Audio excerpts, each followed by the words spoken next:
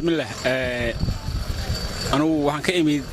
مقعي حرس إمام وي وحن كإميد مقدشو أنا وحن أوجا إميد شركان هو بيك دعية شركان واحد بدن بالسوقي قابدي سيء وقت بدن بالجلية خير بدن بوكر رجينا إن شاء الله إن بلا هالكن شوقا هشيان دتنا واحد صومالي دان وهاي كسر صاران وإمام عبد الله غليب هو الإمام كبير برجدر إمام صوماليات الشركة أنا أوفر وهي أنا أوفر مي غير أنا كرجيه هنا دي لها إنه عندنا الله وتشمع عندنا وحلا ودي ما عندنا اللي تاجير ماي أنا أكو الشيء هنا برجدر أكو الشيء سيقول الشيء ده بيرا صوماليات أيضا مدأ السلام عليكم ورحمة الله وبركاته وحن كإيماني magaalada Gurceel waxaan joognaa Hobyo waxa socda wax aad u fiican shirka Habargidir midnimada guud maanta waa meeshii noogu fiicneed waaye qof walba waxaan ku boorinayaa inuu ka soo qayb galo shirka oo uu yimaado shirka ka socda Hobyo magacaygu waa Faadimo Xuseen Cismaan waxaan ka imaaday magaalada madaxda Muqdisho waxaan halkaan u imid shirkan beesha Habargidir ay ku heshiinayaan oo danahooda ay ku gaarayaan oo ay rabaan inay dekada Hobyo ku furtaan ayaan u imid waxaan kale u sheegayaa walaalaheena kale oo nagala dhaxeeyo gobolku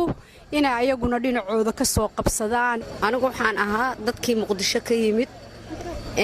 shirkaanna waan taageerayaa miradhalkiisana waxaan jeclaa inuu noqdo mid ee Habargidir ku midowdo isku garabsato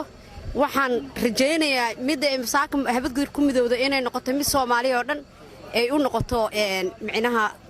la wada taageero bismillaahir rahmaanir rahiim aniga magacaygu waa Siraad Maxamed waxaan ka imid magaalada Muqdisho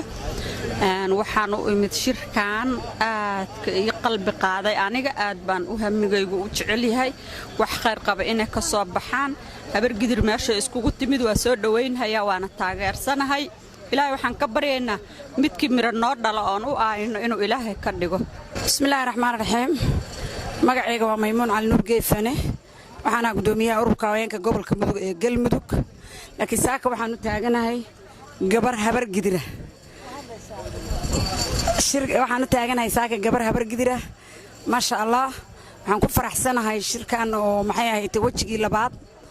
culayskiisa haddana isu bedelay oo qurux badan waxaan ka imid gobolka Mudug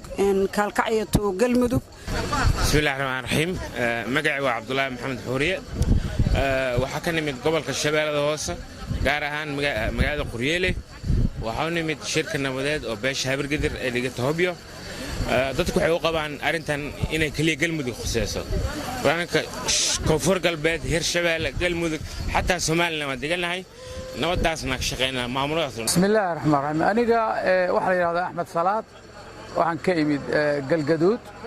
waxaan halkaan u imid insha Allah ilaahay hana waafajiye inaan shir ballaaran ka qayb galno shirkaasi uu noqdo mid miro dhal ah oo ummadda Soomaaliyeed iyo qarankeenaba waxtar u leh oo baahida loo qabo bulshada in la isku duwo oo ay nabad iyo xasilooni iyo hesho oo jaangooyooyin wax ku oolaho nabadda lagu soo dabaalaya